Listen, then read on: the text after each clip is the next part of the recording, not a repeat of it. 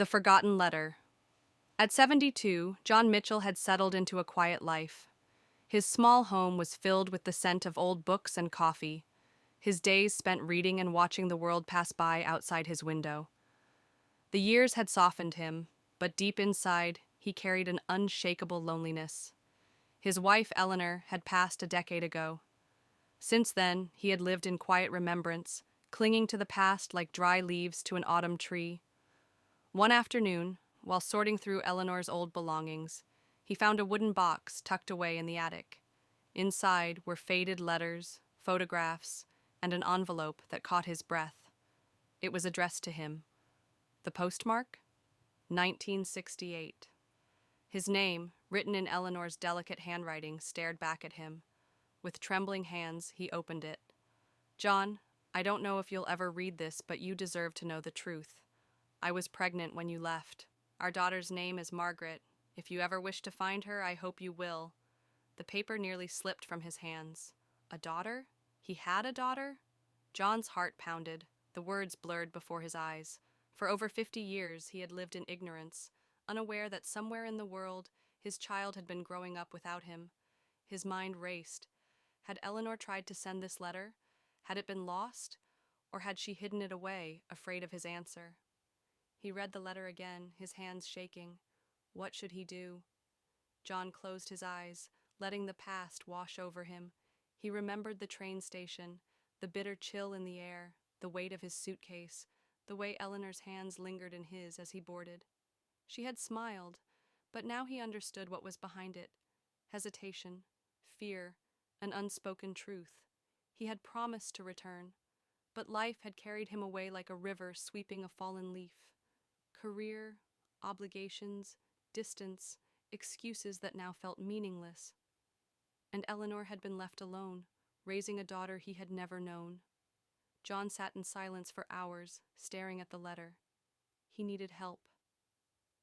That evening he called his granddaughter Emma. She was 28, tech-savvy, and full of curiosity. When he showed her the letter, she read it twice, her eyes wide.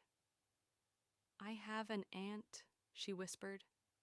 "I think so," John said. "I don't even know where to start." Emma pulled out her laptop. Within minutes, she found a name: Margaret Dawson, best-selling author, born May 1969. She clicked on an image. John leaned forward. The woman on the screen had Eleanor's eyes. His breath caught in his throat. She was real, and now he had a choice. A week later, John arrived at a bookstore in Boston, where Margaret was signing books. His palms were damp, his heart hammering. What would he say?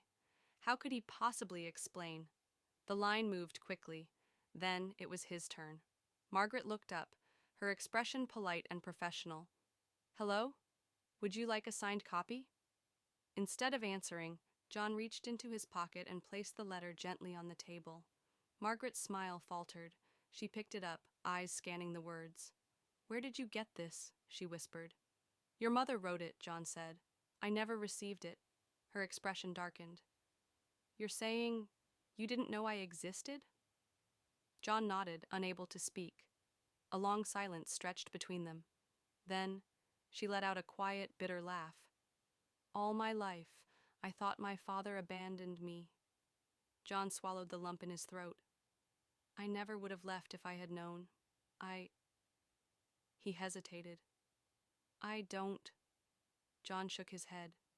She sat beside him, her hands resting on her lap. "My mother never talked about you much," she said after a long pause. "But I know she loved you," John exhaled. "I loved her too." Another silence.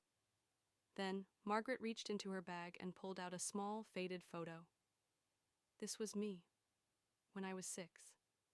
John took it carefully. A little girl with bright eyes and dark curls smiled back at him. His throat tightened. "You look just like your mother," he whispered. Margaret gave a small smile. Then she took a deep breath. "I don't know where this goes," she admitted, "but I'd like to talk again." John nodded, his heart swelling.